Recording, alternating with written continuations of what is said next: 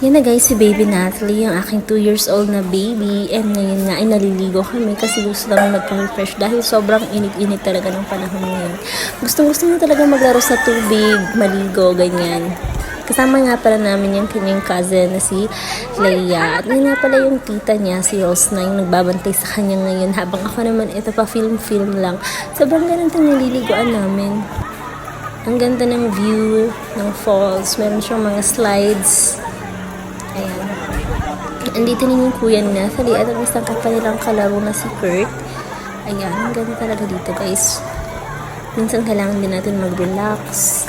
Lalo na kapag pagod, stress sa trabaho, mag-unwind paminsan-minsan kasama ang buong family. Quality time na din para magka-bonding. Diba?